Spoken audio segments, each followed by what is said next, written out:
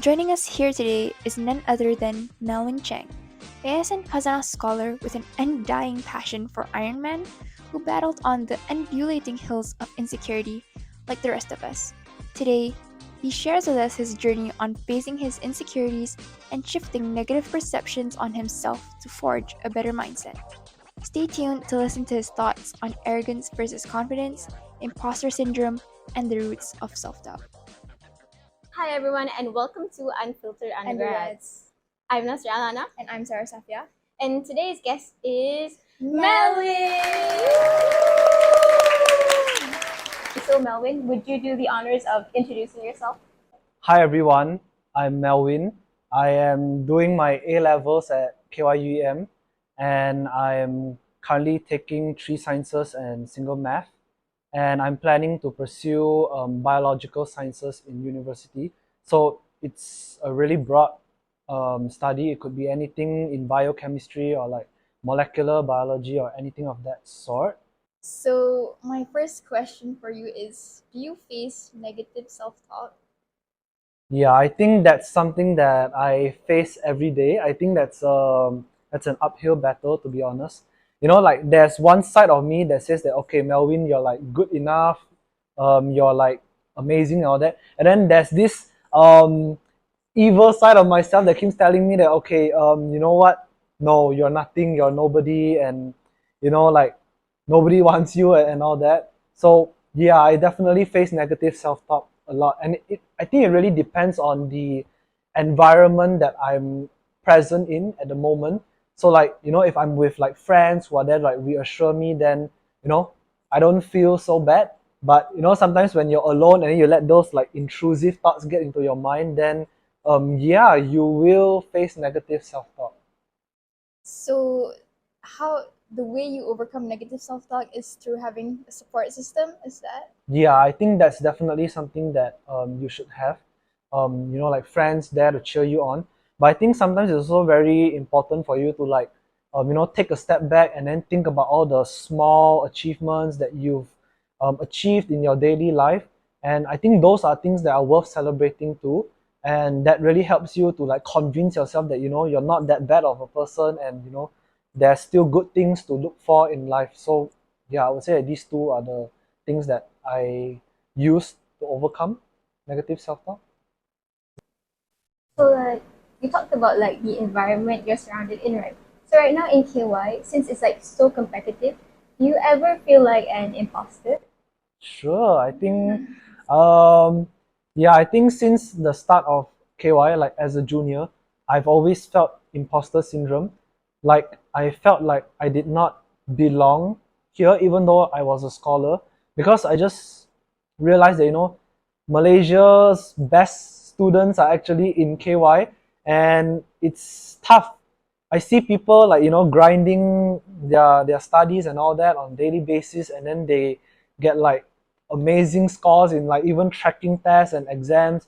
And then for me, I mean like I did I spend more of my time on like extracurricular activities. So I think on the academic side, I mean it's not bad, but I certainly cannot compare to people like you know Eric and all that, because like that's just like insane in his academics. But yeah, I think KY is a pretty competitive environment. Definitely. I definitely feel the same way. Like, feel like I don't belong here sometimes because of everyone's so good here. That's why. And then I can't like I never knew that you always felt that way because like you seem like a person who was so at the top Yeah. of everything. I think I mean, okay, I think it's human nature to always compare yourself with people who are better than you. And I think when I came to KY, that's the same thing that happened. Like, I mean, even though I'm doing quite well, but there's always going to be people who are better than you at something, because that's what they've been always good at since like you know they were young or something. But I tend to look at it differently nowadays. I take it as a learning opportunity. Like maybe for example, if you say like, oh, someone plays the violin better than me, then yeah, so be it. Why not I learn from that person to you know maybe improve myself, or you know if someone is better in like biology than me, then I don't think there's any wrong in like asking him or her for help, teaching you on concepts that you are weak in.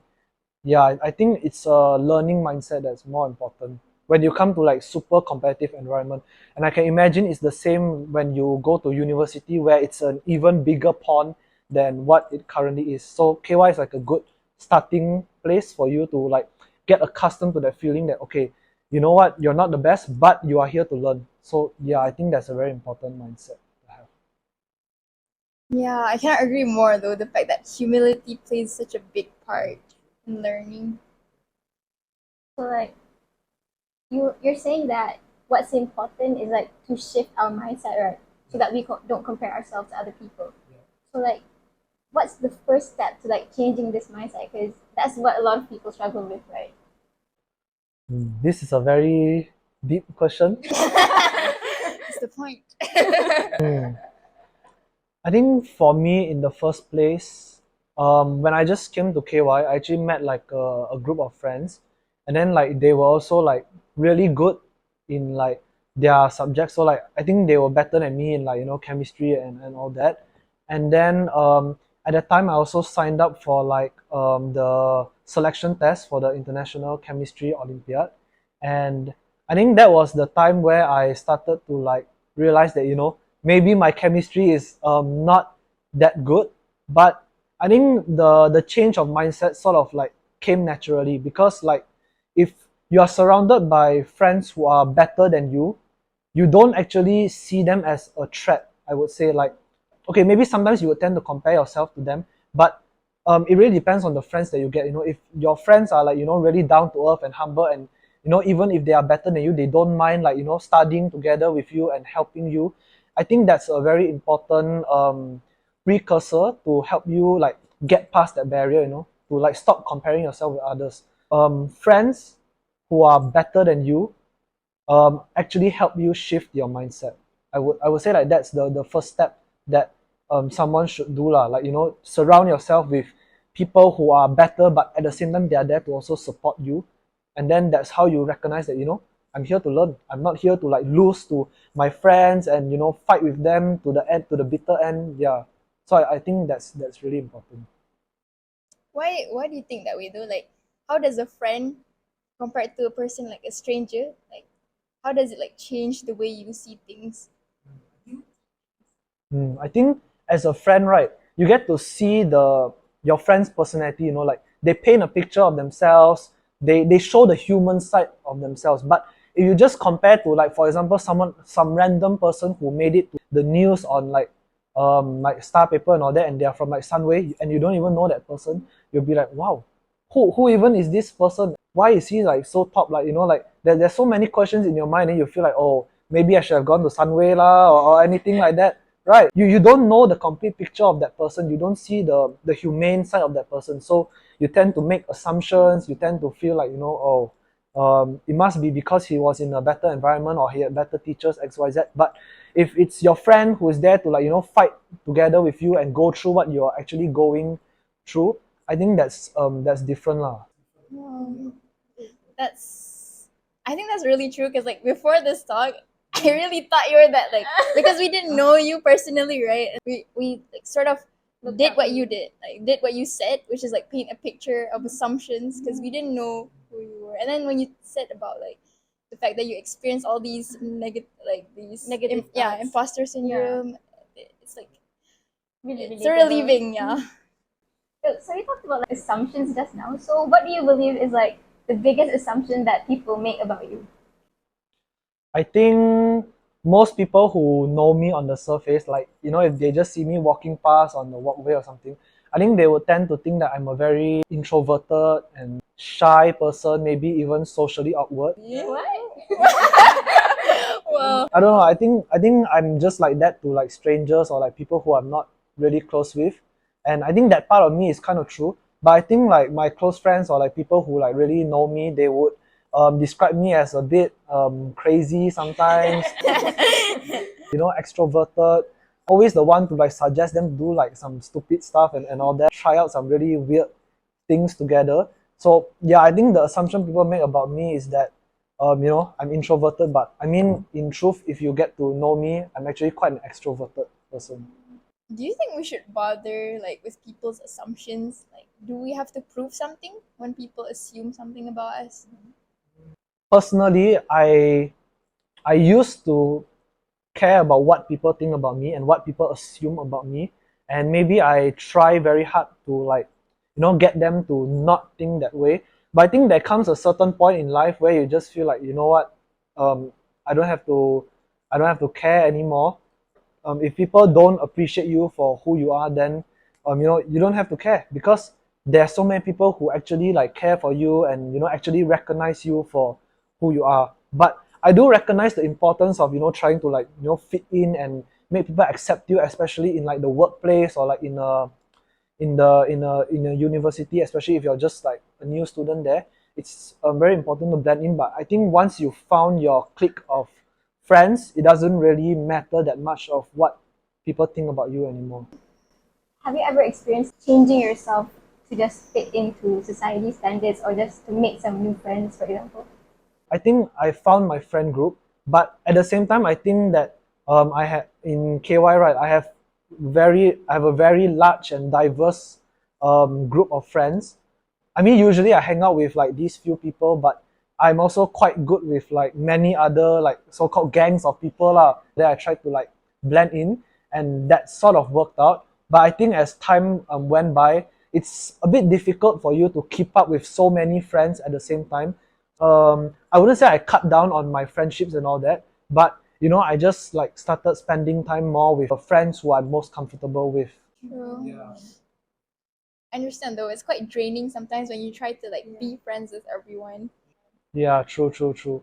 Especially like in KY, like anytime you just want to go cafe, you can just like, oh, jom cafe, and then you end up spending like 2 hours talking and all that. And then by the time you come back home, you're like, oh no, I haven't studied for physics tomorrow. Yeah, that's very true in KY lah, I'd say. Have you ever experienced like losing friends because of this? Like because you wanted to focus on yourself? I wouldn't say I actually like lost friends, but starting in sem three, right, I didn't like hang out as much with my friends. I remember in sem one and sem two, we would always like eat dinner together. We would like notify like, okay, we're going to the DH now and all that. But I think in sem three, like we all got caught up with like university applications and all that. So instead of like pre-booking and saying, oh, we're going to the DH at 6:30 and all that, everything just started happening by chance. Like if I met my friends at the DH, then I would like, oh, okay, let's sit together and catch up. But if I don't, then it's really fine. You just sit anywhere and then like go back and continue like studying lah. So it's not to say that I lost friends, but maybe it grew sort of a bit distant. But at the same time, we still keep in touch with each other, and we're still like really close. And that's how you know they're true friends, I think. Yeah, true, true. Can I ask like about insecurities again? Like, can you share a time when like insecurities stopped you from doing what you really wanted to do and wanted to try? And does it hinder you today? Yeah, I think for me, there's like three types of insecurities, I would say, for me personally. I think number one is emotional. Then number two is like extracurricular wise, like the activities that you choose to do, the passions that you choose to pursue. And number three, of course, is academic insecurities. So I think, as I mentioned before, like for emotional insecurities, I used to feel like a bit left out. I didn't have like many true friends. But when I came to KY, that sort of changed, and then I tried to like make more friends, find my clique of friends and all that. And then I started socializing and joining all the fun events in KY. And I felt that by doing that, it was overcoming my emotional insecurities. But I think in truth, it actually fed into my academic and also extracurricular insecurities. It sort of made it worse lah, in a way. Like for my extracurriculars, I felt that when I came to KY, I didn't want to be like in high school where I just focus on my goals, my ambitions, and all that. I wanted to have a life, have some fun with people. So I think that sort of like limited the activities that I chose to pursue. And I think that actually almost made me regret because I think if you all know, I'm in the string orchestra, right? But actually in the first place I wasn't in the string orchestra. So like when they first opened the application, right, I felt like, oh, I mean, like there's going to be so many people who is more talented than me, and then like, you know, maybe I shouldn't waste time on it again because I've already done like orchestra and all that back in like high school. So at first I didn't choose to sign up, but I would I would confidently say that if I didn't sign up, I would regret it today, because I think by joining the orchestra, it not only like rekindled my passion for like music, but it also made me find a really good group of friends. So I think that sort of insecurity sort of like hindered me, but I'm thankful that I didn't like, you know, pushed on with that insecurity, and I took a leap of faith and I joined the orchestra and I didn't regret it. And yeah, about academic insecurities, I think that because of all these things that I'm pursuing, I didn't manage to like realize my true academic potential in KY. I think it's because I had more time, so I explored like, a lot of stuff outside of the syllabus. I did like the SAT and also SAT subject tests before I came to KY. But when I came to KY, I sort of felt like I didn't have the chance to, you know, just take a book from the library and then indulge in it for 5 hours. Yeah, that sort of like lifestyle of mine didn't continue anymore, and I think that's one of the academic insecurities that I still have to this day. What books and necessarily is it like academic, like related to A levels? Not only A levels, but like beyond the syllabus kind of content. Yeah, I think I didn't have the chance to like do that a lot in KY. So like you now given up on that? Not really. I mean, I still want to like continue to foster my intellectual curiosity, because I think going to university, it would really challenge you if you haven't like, you know, get the basics right, and then you haven't like studied some of the content that they are going to cover first. I think if you go over there, you're going to struggle a lot. So I plan to start reading all those like out of syllabus stuff again as soon as I have time. So I think like once I pass down like the clubs and all that to like the juniors, right, I think I'm gonna have a lot more time to do that. Besides studying, I get to read the interesting stuff that I like to read too. So I hope to accomplish that before I graduate from KY. You know, something that I'm experiencing right now is like academic insecurity. Is that like if I like I will stop myself from trying to participate in like, a lot of stuff because I think I'm not that competent in academics. So I think I need to like strike a balance, which is I have to prioritize academics more to catch up compared to others. So how do you think we should find the balance between choosing what we want, but then having to like fulfill our responsibilities? Um, if you are really interested in like something, even though like if it's a academic competition, and then you feel like, oh, so many people are like so smarter than you that in KY, so why should it be you joining the competition, right? If you know you're going to lose. But I think that it really doesn't matter. If you really really love that thing, then just go for it, even though if you end up like losing, right, I think it's not considered a loss, because you actually did what you liked, and maybe you took away some lessons from that competition or that event, right? So yeah, I think that it's really important for you to just do what you love, and then don't worry about whether you're good in it or not, because if you really love something, I think you are going to put effort into it. You're going to give your 100% into it. So if your 100% is good enough for you to win a prize, then yeah, it's good. But if it isn't quite enough for you to win a prize, it's fine also, because at the end of the day, you still did something that you enjoyed. So I think you would generally feel happy from doing that. Like talking about passion, like how did you find your passion? Like it's something that a lot of us struggle with, like to find our True. true passion, right? Yeah, I think for me, my passion is really in science, but at the same time, I've also found a passion in like helping people through science or through anything that I'm really interested in. I think since I was really young, I was I was really very interested in like science and all that. But I think it wasn't for like a more nobler reason, as in like saving people and all that. I think when I was really young, I was very obsessed with like Iron Man because like he was rich, he was a genius, and then he could do anything he want with all the money he has. So like I wanted to be like Iron Man, and I think that was actually my life goal when I was a kid, which is a bit childish, I would say.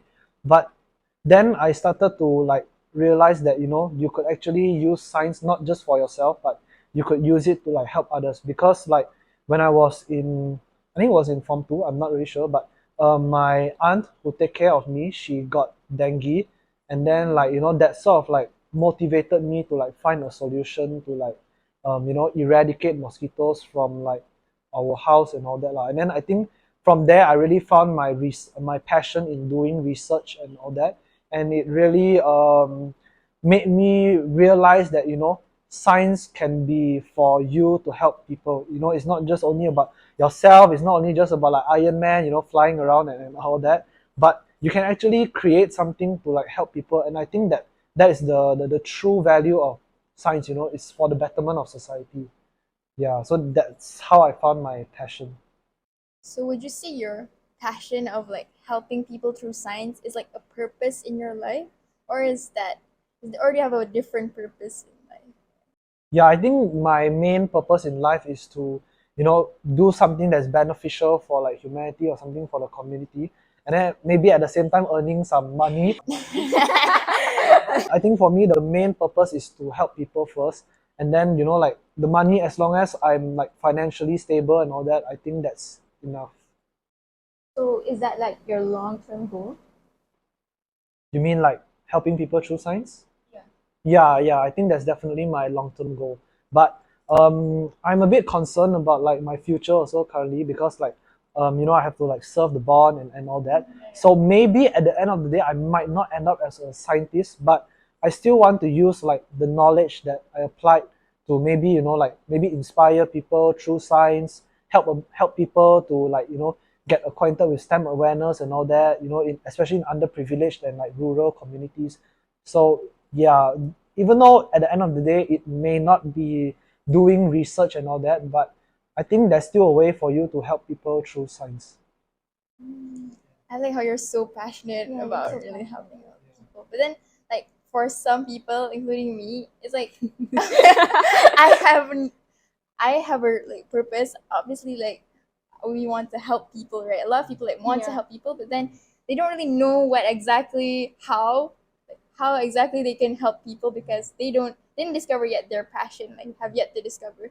So, like, how do you think people like me and others Yeah. who share the same problem, like struggling to find the like main purpose, like the way to reach your goal, like the purpose in life of helping or like serving people? Yeah, okay, this is a very tough question, I would say. But yeah, I would say that um, since we all still have time, right?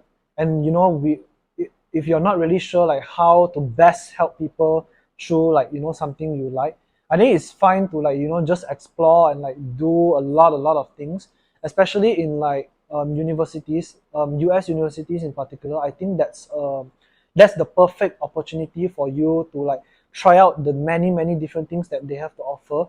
And then from there you sort of like realize that, oh, maybe I'm actually quite good in economics, and I could come up with like some policies to like help people break out of the cycle of poverty. So it's really experimental, I would say. And then different people, they find their true passion or their true purpose in life in different stages of their life, I would say. So maybe mine came a little bit earlier, but it doesn't mean that everyone has to be the same. Like, oh, at the age of 18 you have to know what you're supposed to do in life, like what you're supposed to like achieve in life. I think that's still like a very young age for us to set on our goals, and like, okay, this is going to be the thing that I'm going to do until like I'm old and I retire. So I think it's perfectly fine to like just be confused at the moment, but take your time to like slowly explore all the different things that the world has to offer. And then at the end of the day, maybe you'll find something that you are interested, and at the same time you can help people through that. So like you guys just finished SEM 3, right? Uni applications and all. and all the offers and rejections are coming in. So like, for example, like you were rejected from a school that you applied to, and then your friend got accepted into it. Uh, How does that like fuel into your insecurity? Do you believe so? Yeah, I can share my personal experience. I got rejected from Oxford last sem. Yeah, and the funny thing is that I didn't even get an interview offer for like Oxford. So yeah, at the time I was really like doubting myself. I was like, oh, could I be this bad that I didn't even deserve an interview from like Oxford to see like whether I'm the real deal or not. And then like at the same time I saw like other people getting offers, I mean getting interview offers, and then ultimately getting offers from like Oxford and soon Cambridge, I hope.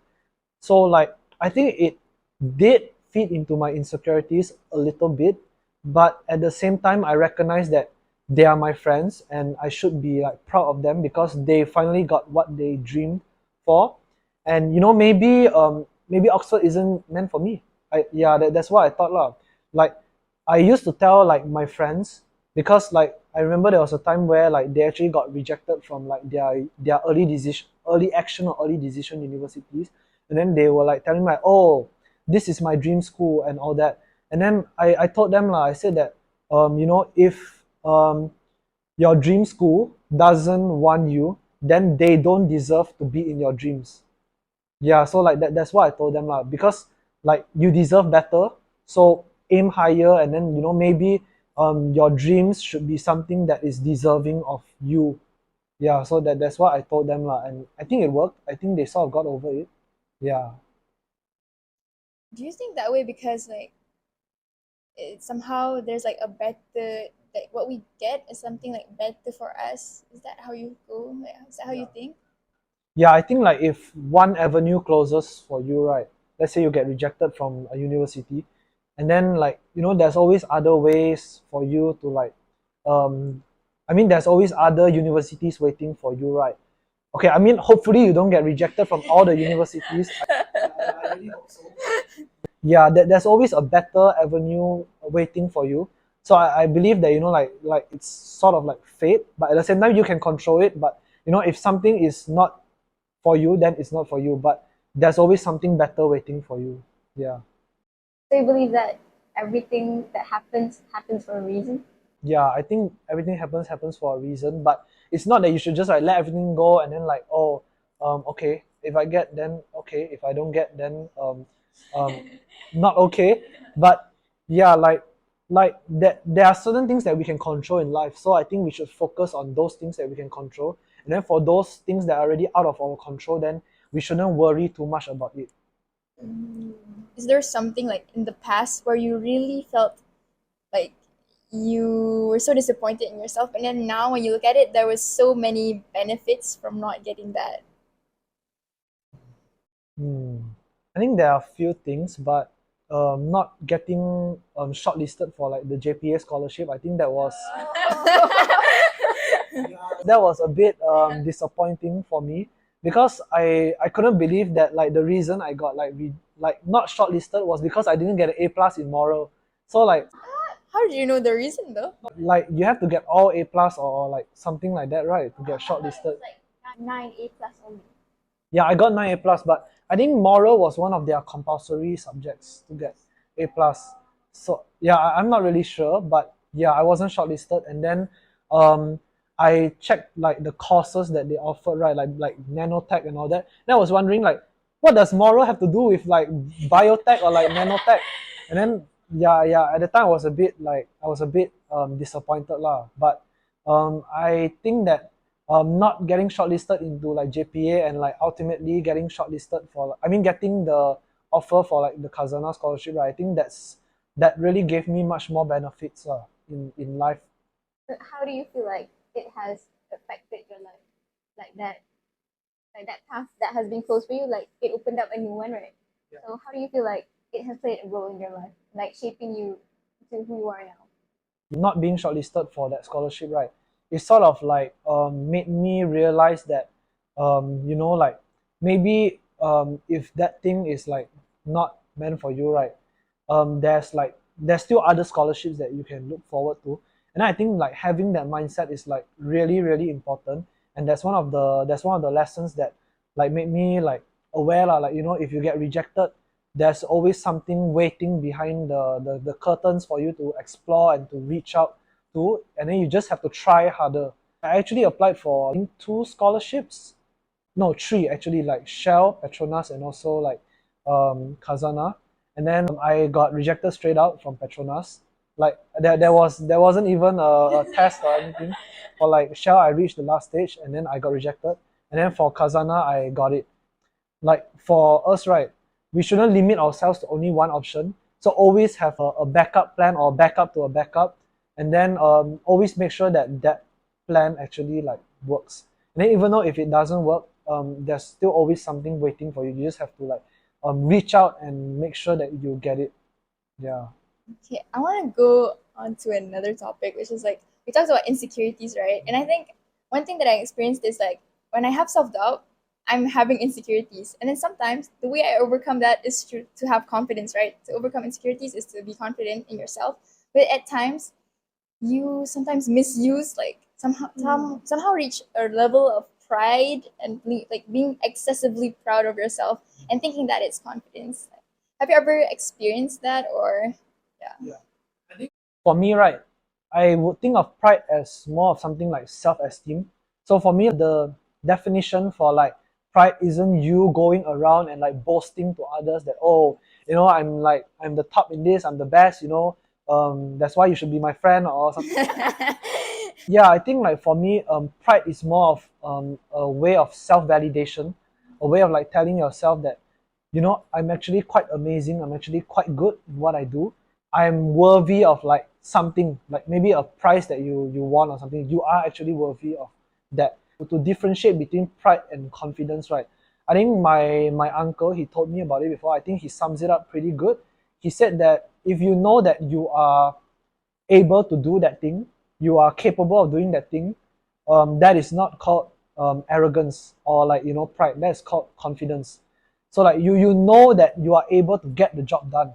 So that's why you are confident. You are confident of your abilities. You are confident of your skills and all that in getting that thing done. So he said that's not considered as like arrogance. He said arrogance is more of like you're not really sure that you can get the thing done, but you just want to tell the whole world that, okay, you know what, I can get anything done, I can get everything done, and that's why I'm supreme, I'm above others, and I deserve this over someone else. I think that's the main differentiator between like arrogance, pride, and also like confidence. Yeah. Oh, that's a pretty good explanation. Like, do you like you talked about like pride and confidence, right? So, how about like, for example, you base your self worth off of the things you achieve. For example, like the good grades you achieve or the high ECA marks you got or something. Have you ever experienced that? Yeah, definitely. I think since I was in high school, right, I feel like achievement, getting like all those achievements, right, was like a form of like happiness. Like it gave me happiness. It made me feel happy. I felt validated by those achievements. But I think in the long run, it's a very toxic mindset to think of it that way. Like life is only about winning. The more you win, the more happy you get. The more money you get, the more happier you get. I think at a certain point in time, you would feel like that those things don't bring you happiness anymore. Like sure, another list, another award to your long list of like achievements, and then it sort of just like numbs you down. So I think at that point, it really doesn't like matter for you to like get more achievements or like get more money. Like tying your happiness and your self-worth to like those two things is going to actually harm you in the long run, because it just numbs you down, it just numbs all your emotions down, and then you just feel like, oh, what is there to look for in life anymore other than like winning and all that. But I think a better way of like tying your happiness is tying it with the things that you enjoy or the people you love spending time with. And I think in the long run, it would actually bring you true happiness, true self-fulfillment, I would say. So yeah, I would say that happiness shouldn't come with achievements, but instead you should feel happy because you genuinely feel happy out of like the interactions you have with your friends, the fun things you do with them, the ups and downs you go through with them. Yeah, I think that's the true like meaning of like self-worth and like self-happiness. Yeah. I have some people in my life who they go through those failures, like you said, and then it changed your mindset, right? For some people, like I realized that even though they go through that failure, they still like hold to that mindset that my my worth is based on my achievement, and then it never changes, even though they go through all these things, and then they will complain and they will like feel disappointed every time it happens and over and over and over again. It's like, how do you think, like, what advice you could give to these types of people?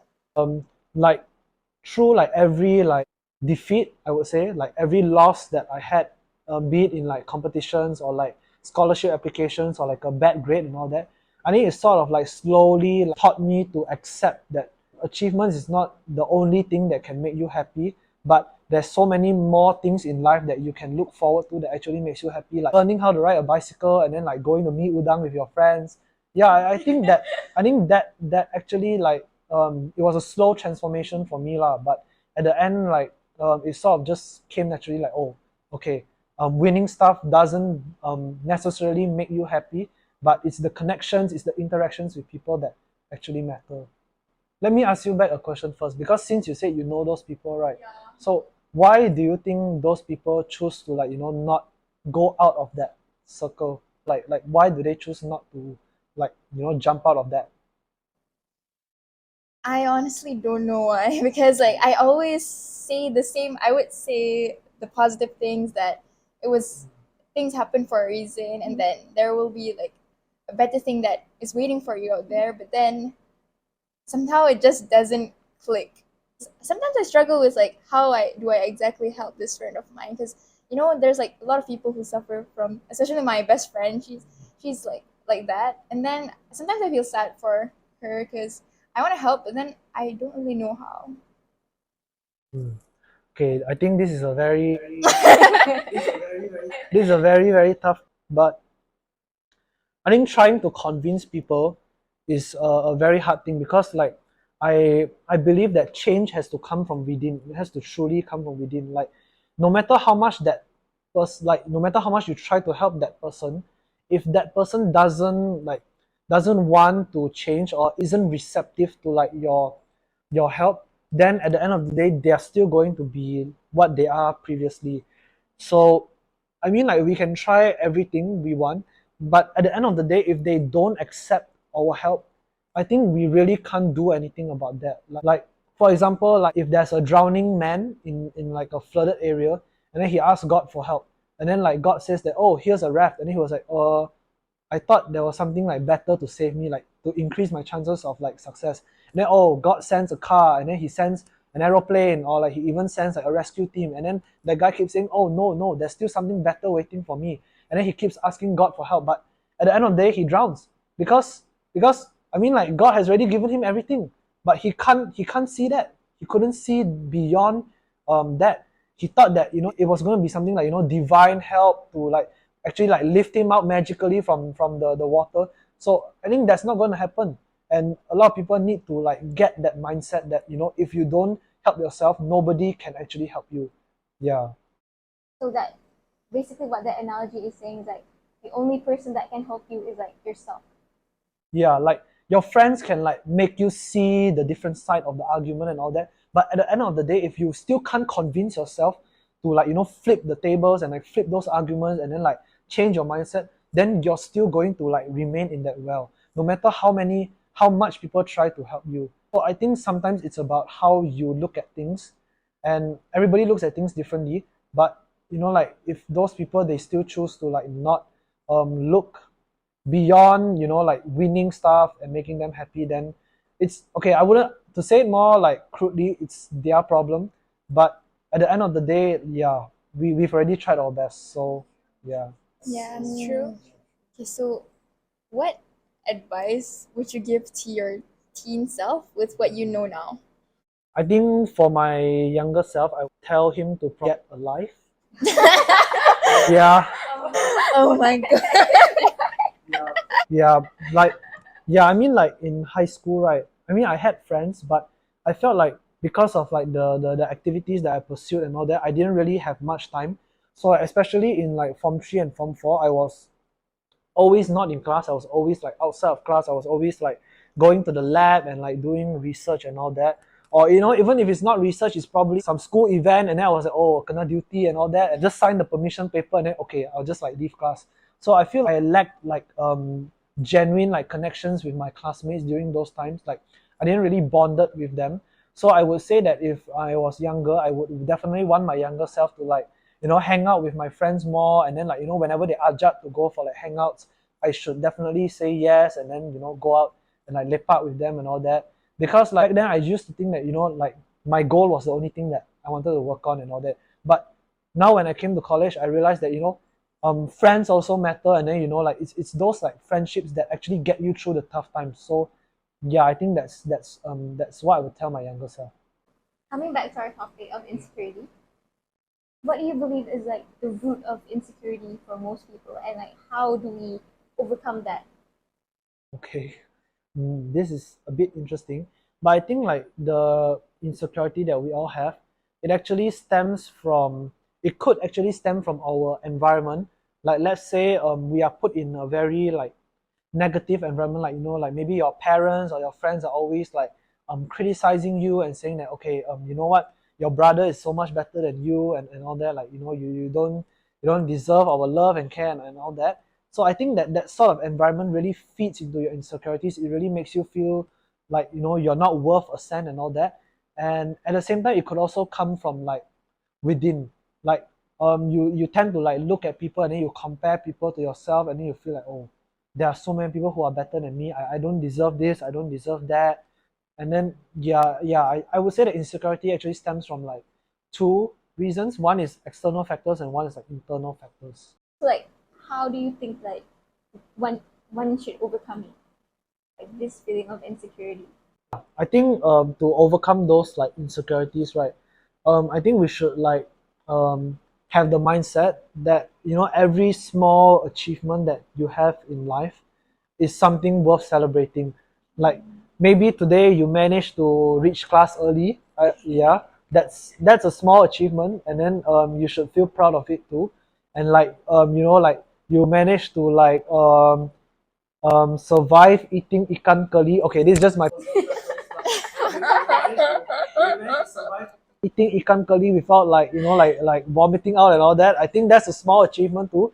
And then like we should like celebrate those like small things in life, because I think it's those like finer details in life that actually like bring you like happiness and all that, instead of like just focusing on like academics, extracurriculars, university applications, and all that. What's wrong with ikan keli? I don't know. I don't know. I think it's a Penang problem, but yeah, like we generally don't eat ikan keli. Like I don't know. I personally don't eat ikan keli. I cannot accept it. Wow, this is the first time I'm hearing this And I think a lot of my friends also, they don't eat ikan keli also. from Penang. Not only Penang lah, like my Chinese friends also. I think they don't really eat ikan keli. Yeah, my mom also doesn't eat ikan keli. Because the reason is because it looks disgusting. Like that's what she said. But it's so good though. It's so good, especially with the sambal. But then when you said about like celebrating these small things, right?